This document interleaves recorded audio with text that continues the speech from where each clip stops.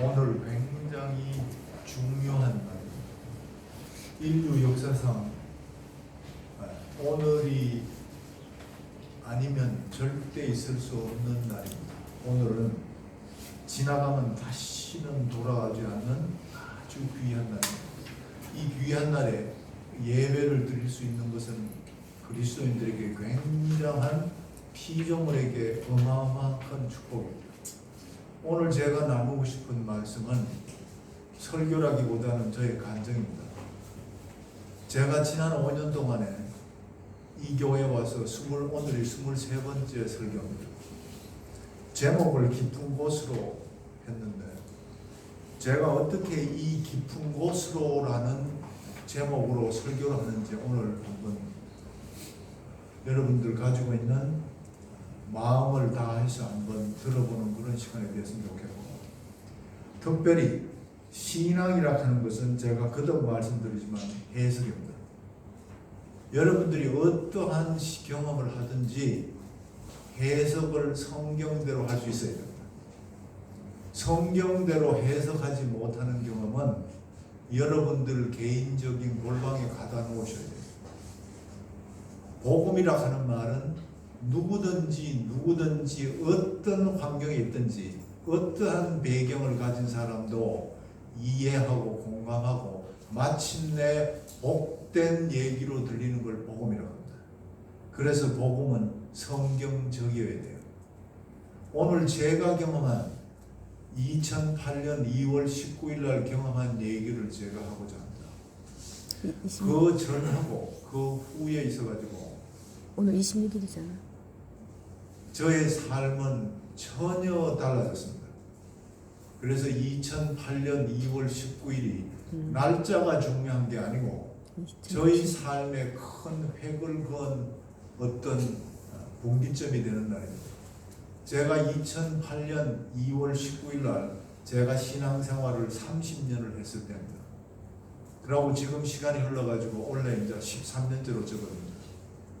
첫 30년 동안에 저의 삶은 치열했습니다. 여러분들이 얘기할 수 있는 어떤 그리스도인도 마찬가지로 치열할 겁니다. 제가 치열하게 살아온 것, 26세 때 예수님을 만나고 30년을 치열하게 살았어요. 제가 신앙 안에서 교육받을 수 있는 모든 교육은 제가 다 받아왔어요. 그것도 I wanna do it. 억지로 한 거 한 번도 없어요. 저는 자의적으로 자발적으로 하고 싶어서 하나님을 사랑하고 싶어서 30년을 살아왔어요. 그런데 30년을 제가 살아오면서 제 삶의 결론이 뭐냐면 하나님은 나의 기도를 들어주시지 않으시는구나 하는 게 나의 결론이었어요. 30년이 지났을 때 제가 어디 있었는가 하면 사우디아라비아 아람코 헤드쿼터에서 엔지니어로 일하고 있었어요. 그 이유는 생계를 유지하기 위한 결론이었어요. 가족들은 미국에 있고 저 혼자 가 있었습니다. 제 마음속에 일어나는 여러 가지 생각들과 의문들과 하나님에 대한 섭섭한 마음이 많았습니다. 2월 19일 날, 그 전날 제가 텔레비를 보는데 제 나이가 그때 57세였습니다. 텔레비에 뭐가 나왔나 하면 제 고등학교 동기 두 사람이 한 달 1시에 대한민국 헌법재판관이 되는 것을 제가 텔레비에서 봤어요. 노무현 대통령이 있을 때, 그날 텔레비에 나왔을 때 2년 전에 그 두 사람이 임명을 받고 했다는 얘기를 제가 텔레비에서 보는 순간 제 마음 속에 기분이 이상했습니다. 요즘 말로 하면 그 말을 뭐라고 하면 상대적인 박탈감이다 이렇게. 자들은 왜 저기 있고 나는 왜 이 사막에서 돈을 벌고 있노 이런 생각이 들었습니다.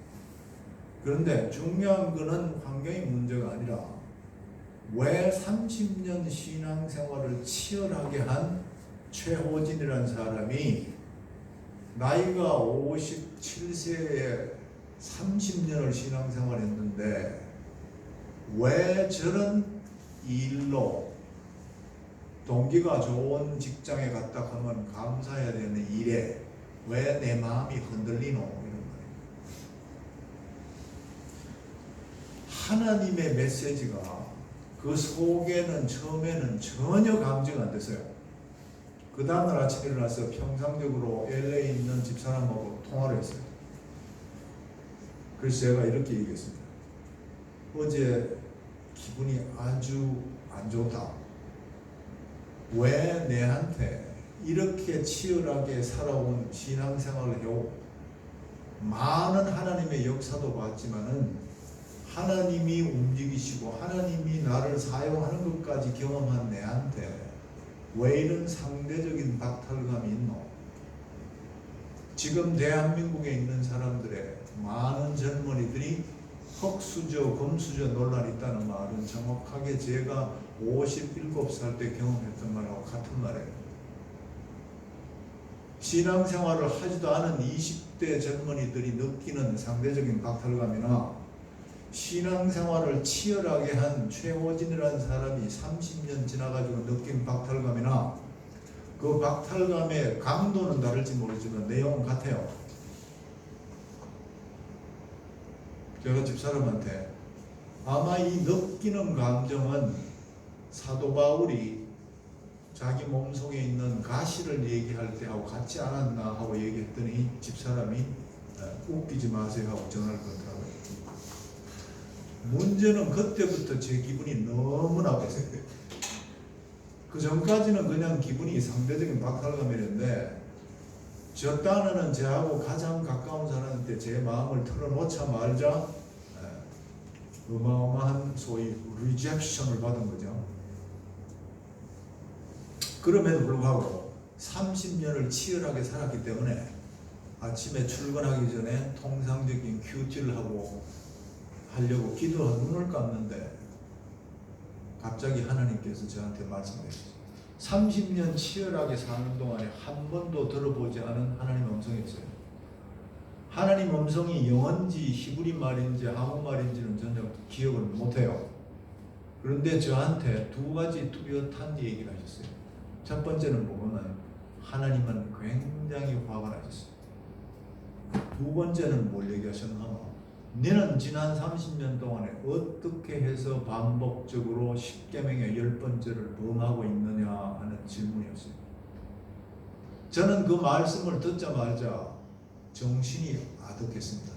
어마어마하게 두려웠습니다. 피조물이 하나님의 음성을 듣는다 하는 것은 있을 수가 없는 일이에요.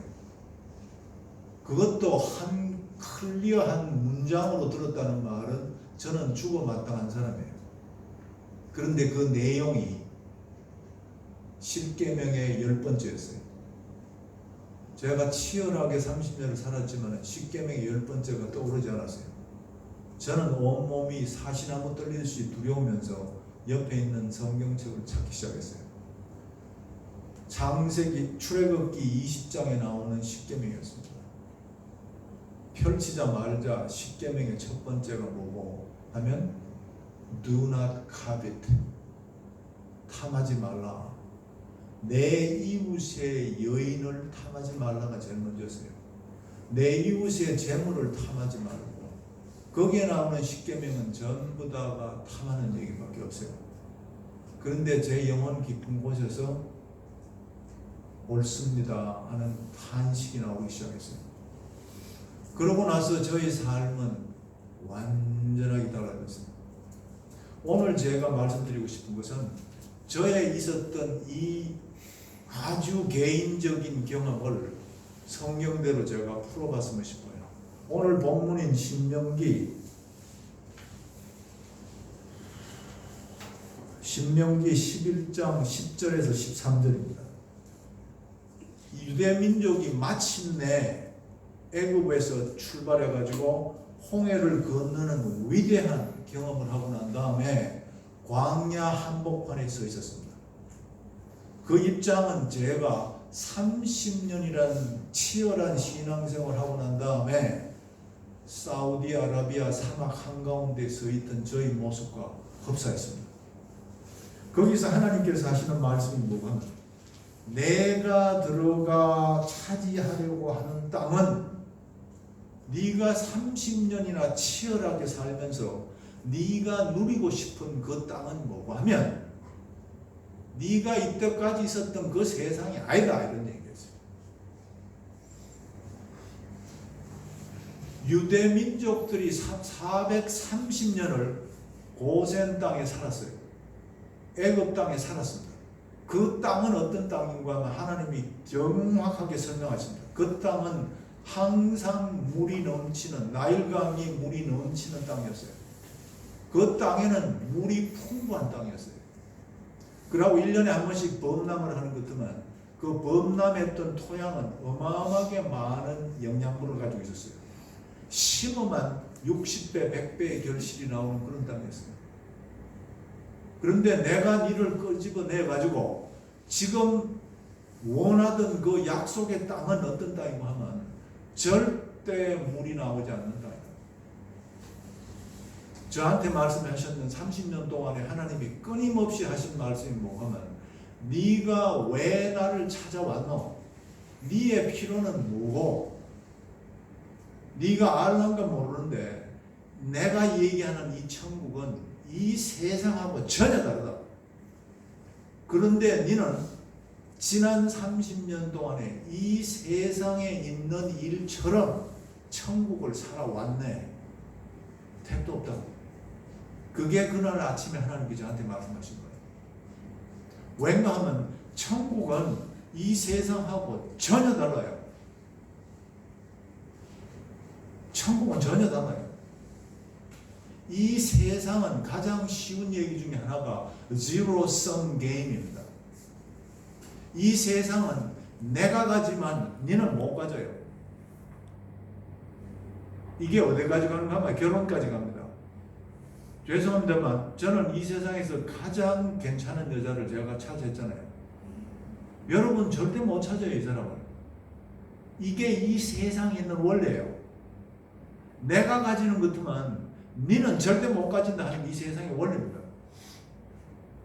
그런데 이 세상에 살면서 천국도 비슷하게 생각했는 게 저의 큰 잘못이었어요. 왜 그런가 하면 제가 하나님을 찾아갔던 이유는 뭐겠어요? 1978년 정월달에 블리자드 속에서 제가 하나님을 만났을 때 이유는 뭐냐면 실험실에 불이 나고 제 인생이 완전히 꼬였기 때문에 이 세상에서, 잘 들으세요, 이 세상에서 사람처럼 남들처럼 또는 남보다가 아주 조금만 더 잘 살고 싶었어요. 근데 남보다가 더 잘 사는 그 기회가 망쳐졌기 때문에 제가 하나님을 찾은 거예요. 마침내 하나님이 성경 말씀을 통해 가지고 저한테 확신을 주셨어요. 성경에 있는 얘기, 1500년 동안에 쓰인 얘기는 결코 인간이 만들 수 없다는 결론이 저한테 나온 거예요. 그러고 난 다음에 저희 삶은 치열하게 사는 그 삶 속으로 돌입을 했어요. 그렇지만 그 삶 속에 있는 내용은 뭔가 하면 어떻게 하면 이 세상에서 저 천국을 이 세상에 보다 조금 더 잘 살고 싶은 그 생각으로 살았어요.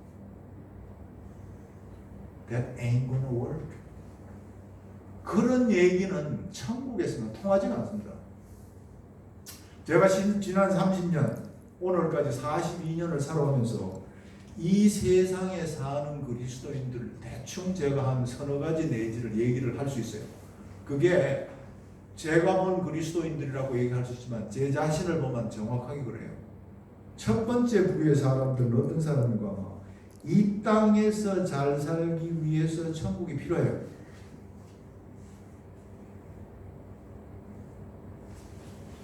이 땅에서 잘 살기 위해서 천국이 필요하다고. 하나님이라는 요술방망이가 이 세상에서 필요하다고. 하나님은 올마이티시잖아요.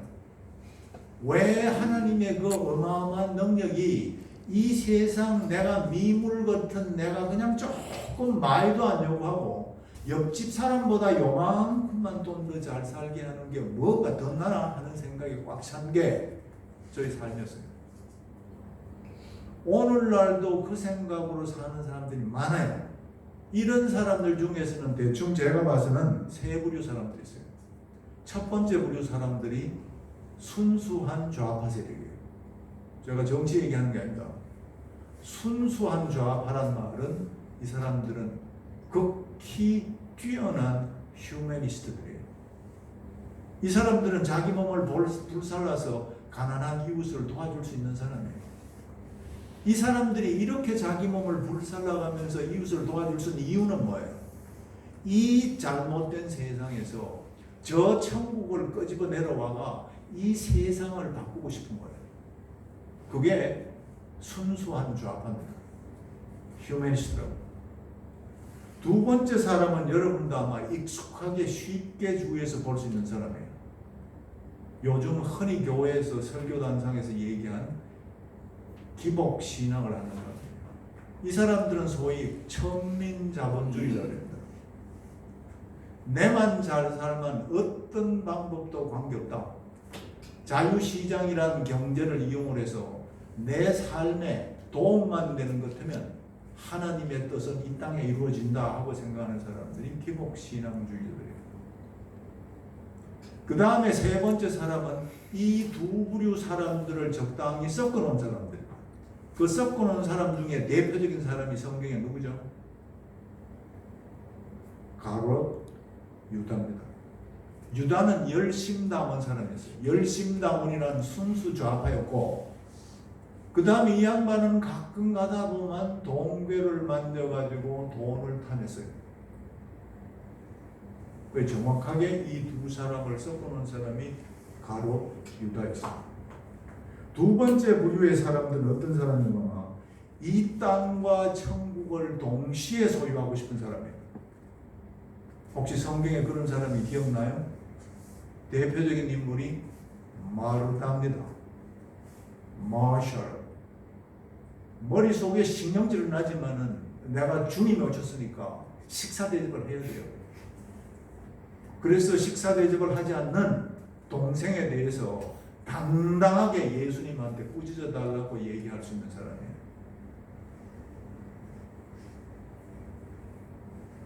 이런 사람을 뭐라 그러는가? 야고보서 1장 8절에 두 마음을 품은 자들아 이렇게 얘기해요. 더블 마인디드 되는 사람. 계시록 3장 16절에는 이런 사람들을 차지도 않고 뜨겁지도 않다 이렇게 얘기했어요. 세 번째 부류 사람들은 뭐냐면 천국만 필요한 사람이에요. 천국만 필요한 사람 중에서도 또 두 부류 사람이 있어요. 한 사람은 종교 중독자입니다. 모든 일이 전부 다가 수동적입니다. 철저하게 순종하고 철저하게 수동적입니다. 그 사람 삶 속에서는 자기라는 게 없어요. 소위 종교 중독자입니다. 그 다음에 마지막 남은 사람은 오늘 제가 얘기하고 싶은 정상적인 천국을 천국답게 이 세상에서 천국만 살아가는 사람이에요. 이 사람은 수동적으로 살아가는 사람이 아니에요. 능동적으로 살되 하나님의 이끌림을 받는 사람이에요. 그래서 성경에서는 이런 말이 종종 나옵니다. 여러분들이 신약 읽으실 때 특히 한번 바울 사도가 적어놓은 성경 구절에서 한번 찾아봐요.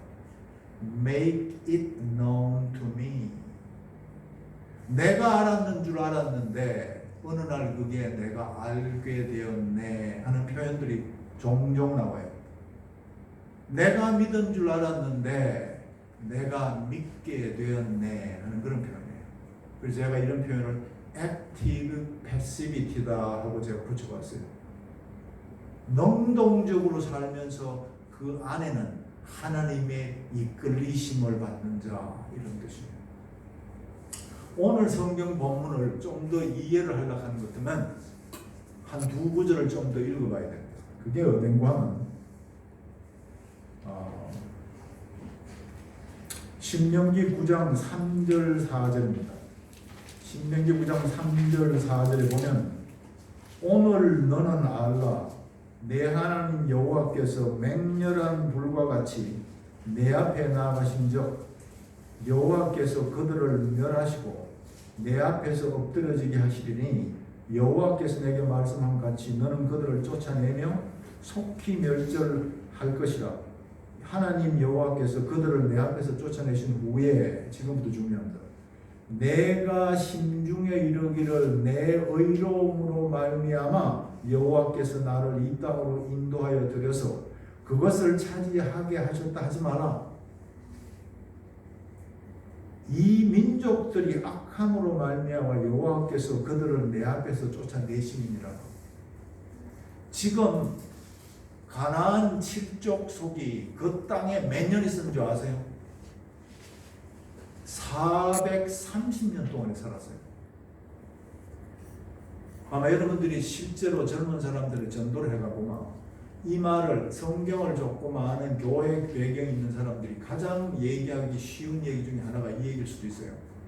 어떻게 하나님은 불공평하게 430년이나 이미 딸고 있는 그 사람들 쫓아내고 자기 아들을 갖다가 자기 식구를 그 집에 집어넣노? It's unfair.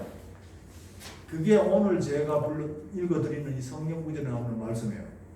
하나님은 유대인들이 이뻐서 그 속에 집어넣는 게 아니라 이런 거예요. 그 사람들이 죄가 있기 때문에 그 사람들을 벌한 결과 그 땅이 비었기 때문에 이 아들을 집어넣는다 이런 뜻이에요. 이해가 돼요? 이게 반복적으로 나온 게 어딘가 하면 창세기 15장 16절에 벌써 이미 430년 전에 아브라함한테 약속하신 얘기예요. 이거 절대 잊어먹으시면 안 돼. 하나님은 어떤 분인가 하는 걸 아는 게 신앙의 핵심입니다. 하나님을 오해하게 되는 것만 여러분들은 언제든지 이단으로 빠질 확률이 굉장히 많아요. 하나님을 분명하게 잘 하셔야 돼요. 정확하게 하셔야 됩니다. 하나님을 어떻게 하셔야 되나? 성경적으로 뚜렷하게 하셔야 돼요. 여기 창세기 15장 16절에 내 자손은 4대 만에 이렇게 표현했어요. 다른 성경에 보면 이게 430년 후에 이렇게 얘기해요. 정확하게 여러분들이 족보에 관심 있으면 연대에 관심 있으면 여러분들이 숫자를 계산해 보면 430년이 나와요. 야곱이 흉년이 져가지고 요셉이 불렀는 그 갖는 그 해에서 마침내 모세가 백성들을 빼나오는 그때까지가 몇 년인가 430년이에요. 됐어요? 아직도 숫자가 지금 더 나옵니다. 정확하게 생각하셔야 돼요. 이 땅으로 돌아오리니 이는 아모리족 속의 죄악이 아직 가득하지 아니함이라. 이 말은 뭘 얘기를 하고 있어요? 왜 430년이나 이집트 애굽에 가가지고 종살이를 했는 이유는 뭐라 이 말이에요? 네가 다시 그 고향인지 그 땅으로 돌아가려고 하는데 그 사람들이 아직도 죄를 충분하게 짓지 않아가지고 내가 그 사람 땅을 내가 뺏어가 니를 줄 수 없다 이런 얘기예요. 아마 오늘날도 많은 사람들이 유대인들은 워낙 똑똑하니까 하나님의 선민이라 하는 얘기를 줄곧 따라하는데 no. 그렇게 생각하면 엄청나게 성경을 잘 못 하시는 거예요. 지금 여기서 분명히 얘기하는 게 네 의로움으로 얘기해서 네가 그 땅을 차지하는 게 아니다 이런 말이에요. 그 땅에 있는 아모리 족속들이 죄가 아직도 관영하지 않았다. 꽉 차지 않았다. Up to the full measure. 내가 생각했던 그 죄의 항아리에 가득 차지 않았다. 이 말은 반대로 무슨 말을 하고 있어요? 내가 그 사람들한테 지난 430년 동안에 끊임없이 회개할 기회를 줬는데 아직도 회개를 하지 않고 있네. 이 말입니다. 자, 한 스텝을 더 나가셔야 돼요. 430년이 걸려가지고 마침내 홍해를 갈랐지 않습니까? 그런데 하나님의 계획은 제가 몇 년이라고 그랬죠? 가나안 땅에 집어넣을 계획은 2년이었어요. 그러면 하나님이 또 2년을 더 기다리셨어요. 누구를 기다리셨나 하면 가나안에 있는 칠족속이 회개하기를 기다렸다고. 여러분들이 이걸 분명히 생각하셔야 됩니다. 라합이란 사람이 여리고에 있는 기생이라는 표현을 썼잖아요. 라합이 정탐꾼이 들어가서 라합을 딱 만났을 때 라합은 이집트에서 출발해서 홍해를 건너 나와가지고 광야에서 여러 왕들을 물리친 내용을 알고 있었다, 몰랐다? 알고 있었어요. 여러분 생각에 300만 내지 200만 내는 300만 되는 사람들이 이집트를 빠져나온 사건을 아모리 족속과 가나안에 있는 사람들이 알고 있었겠어요? 몰랐겠어요? 왜인지 아세요? 애굽에서 가나안까지 오는 거는 열 이틀 길밖에 안 돼요.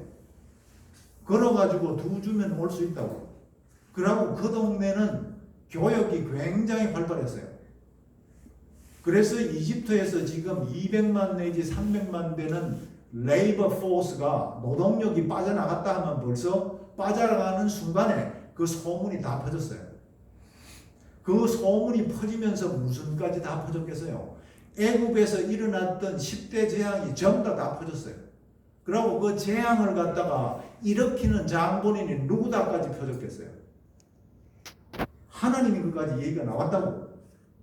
그러면 가나안 땅에 있는 사람들이 그 하나님을 두려워해서 자기가 저지른 죄에 대해서 회개를 해야 된다, 안 해야 된다? 당연하게 해야 돼요.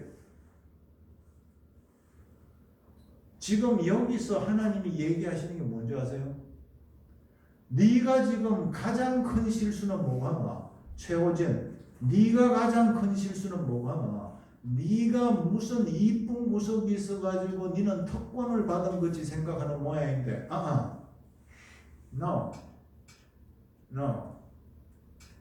나는 자도 사랑하고 니도 사랑하고 저기도 사랑하는데 내가 한 가지 사랑 못하는 게 있다. 그게 뭐가면 죄다.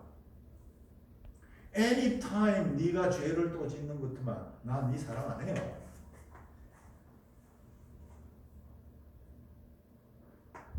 네가 생각하는 사랑은 안 해. 그렇지만 내가 사랑하는 사랑은 뭔가 네 반죽일 기다. 이런 얘기예요.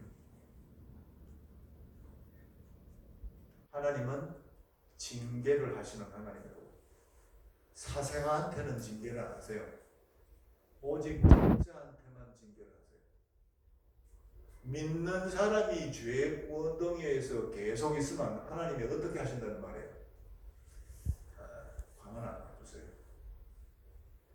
하나님이 저를 30년을 가만 놔두신 것은 어마어마한 큰 축복이라고 얘기할 수도 있고 어마어마한 저주라고 얘기할 수도 있어요.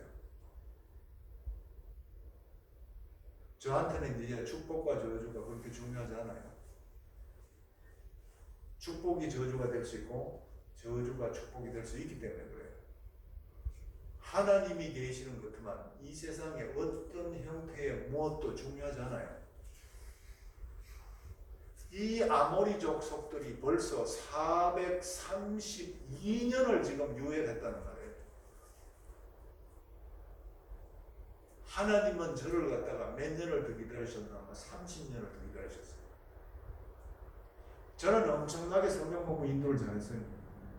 제가 인도를 하는 것은 많은 사람들이 주님으로 돌아왔어요.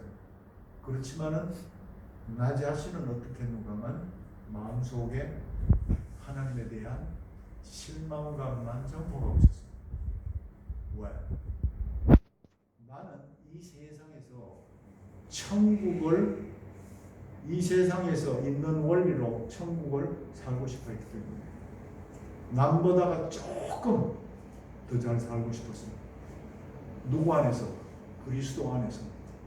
That doesn't work. 그런 세계는 없어요. 제가 결국은 천국을 못 살았던 30년을 하나님을 경험 못했던 이유는 뭐냐면 하나님을 크게 오해한 거예요. 하나님은 내 기도를 응답만 하시면 내 삶은 전부 다 안전빵이고, 하나님이 나를 이용을 하시면, 하나님이 나를 사용하시면 내 삶은 내 뭐든지 전부 다 오케이다 하는 잘못된 생각이었어요. 요즘 말로 문자로 하는 것들은 하나님한테 쓰임 받으면 everything is okay. 아니라니까. No. 하나님은 악인도 악한 나라를 위해 가지고 사용을 하신다고 했어요. 시편 106편 15편에는 그들이 비록 기도의 응답을 받았더라도 그들의 영혼을 파괴하겠다고 했어요. 광야에서 그들이 고기를 먹고 싶었어요. 하나님한테 행악을 했어요. 하나님은 그들의 기도를 응답하시고 메추라기를 맨날 먹이셨어요. 기도의 응답이 그리스도인의 삶의 척도가 아니라는 거예요.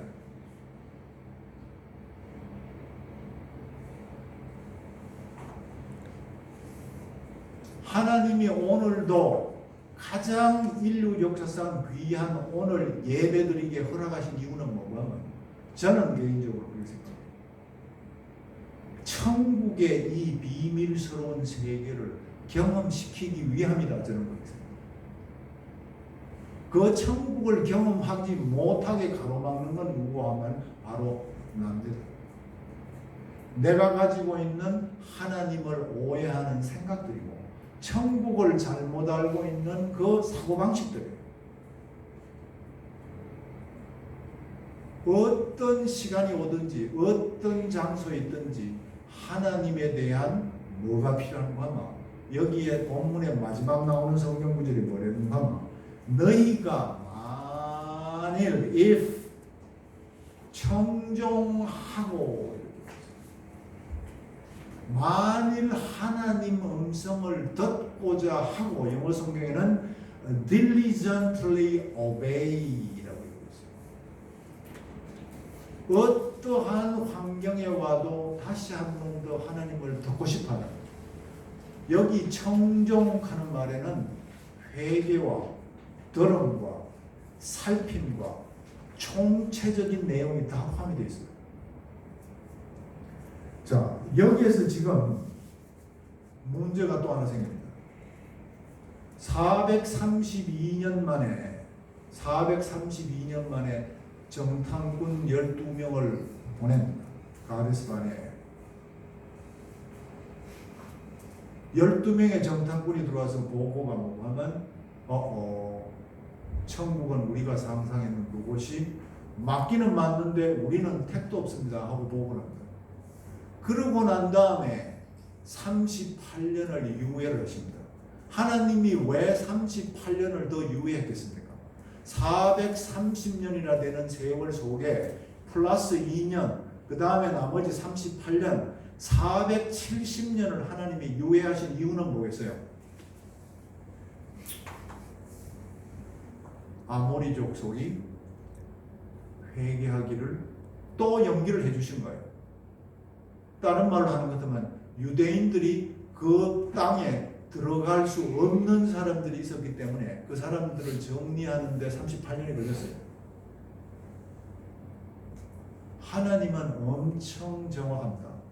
오늘 아마 제가 이 계산이 굉장히 불편할지 몰라요.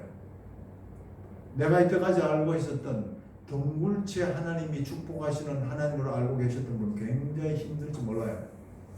그렇지만 우리는 계산은 굉장히 분명해야 돼요. 하나님이 470년을 기다리신 이유는 유대인들을 이뻐서 그런 게 아니고 그 아모리 족속들을 동일하게 사랑하셔서 그들이 회개할 시간을 470년을 주신 거예요. 마찬가지로 유대인들한테도 470년이라는 시간을 주신 거예요. 하나님은 non-partiality입니다. 하나님은 소위 특혜를 주시는 분 안에 하나님은 절대 특혜 주시지 않아요. 하나님은 누구나 다 공평하게 하십니다. 그런데 나는 느낌이 하나님이 나만 미워하는 듯한 느낌이 드노. 그게 자녀들이 생각하는 특별한 이유 중에 하나예요. 남들은 그렇게 생각 안 해요. 제 자식들은 틀림없이 아바에 대해서 섭섭함이 있어요. 그 내 자식이기 때문에 그래요. 하나님에 대해서 섭섭한 마음이 드는 이유는 바로 하나님의 자식이기 때문에 그래요. 하나님이 왜 그런 섭섭한 마음을 갖다가 우리 속에 일어나게 허락하셨을까? 바로 하나님이 그 섭섭함을 통해서 기가 막힌 천국을 경험시키기 위해서 준비하고 계신 거예요. 그런데 자식들은 끊임없이 이 세상에 있는 달콤한 것만 생각하니까 하나님이 속이 얼마나 답답하시겠어요. 하나님은 공평하시고 편애를 하지 않으시기에 저한테 30년을 기다리신 거예요. 저한테 30년을 기다리신 거예요. 만약 제 삶 속에 제가 원했던 사건이나 제가 원했던 기도 제목이 응답했으면 어떻게 되겠어요? 남보다 조금 더 잘 살고 싶었는데 저를 남보다 더 잘 살게 만들어 주셨으면 어떡하시겠어요? 저는 돌이켜 생각하면 그런 끔찍한 일도 없어요. 저는 제가 지금 이 하나님을 아는 것을 이 세상에 있는 어떤 거하고 바꾸고 싶지 않아요. 왜? 이게 바로 하나님이 감추어 놓은 보화예요. 이게 바로 하나님이 우리로 하여금 찾기를 원하는 그 트레저로. 이 세상에 있는 어떤 것도 하나님을 아는 것 이상 고상한 게 없어요. 우리는 이 세상에 있는 조금 괜찮은 것을 갖다가 차지하고 싶어요. No. 저는 하나님이 30년 동안이나 내가 남들보다가 조금 더 잘 살고 싶은, 남들보다 조금 더 괜찮은 사람이 되는 걸 허락하지 않으신 거에 대해서 너무너무 감사해요.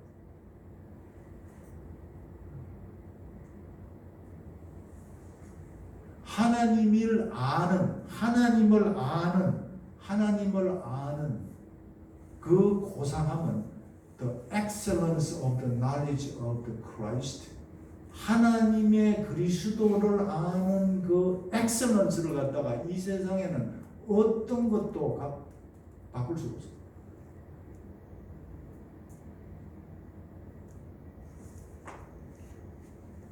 오해는 하지 마세요. 저는 이 세상의 불편함을 원치 않습니다. 그렇지만은 이 세상에 살아있는 동안에 하나님이 이 세상을 몇 년을 더 살게 하실지는 저는 모르잖아요. 그렇지만 내 삶 속에 불편함이 올 때마다 그것은 하나님을 다시 한번 청종하게 하는, 오늘 성경 구절의 결론이 내가 오늘 너희에게 명하는 내 명령을 너희가 만일 청종하고 너희의 하나님 여호와를 사랑하여 마음을 다해서 다스리고 뜻을 다하여 섬기면 이렇게 되겠습니다. 그러면 그 축복의 땅에서 일어나는 모든 것은 마침내 네 삶에 중요하지 않다. 네가 이때까지 이 세상에서 가지고 싶었던 거 가지나 안 가질수록 더 낫다. 이 얘기를 핵심적으로 하신 분이 바로 예수 그리스도시로. 예수님이 첫 번 공생에 처음 하신 말씀이 뭐예요? Blessed are the poor. 없는 사람은 축복되다 이렇게 얘기했어요. 없는 사람은 축복돼요. 없어야지만은 천국을 담을 수가 있어요. 신앙이 뭐고? 이렇게 지금 질문하시면 저는 신앙은 하나님을 담는 그릇이다 이렇게 얘기하셨어요. 하나님을 담으려고 하는 것 같으면 부유한 사람은 담을 수가 없어요. 오직 없는 사람만이 담을 수가 있어요. 1500년이나 떨어져서 모세가 한 얘기나 예수님이 하신 말씀이나 똑같은 얘기예요. 그 땅에는, 그곳에서는, 그 천국에는 하나님이 24시간 보고 있는 천수답이다 이런 말이에요. 그 땅에는 비가 올 수 이유가 없다. 네가 생각해서 애굽 같은 그런 비가 멋대로 오는 그런 땅이 아니라. 어떨 때는 비가 절대로 오지 않을 수 있다. 그렇지만 한 가지 분명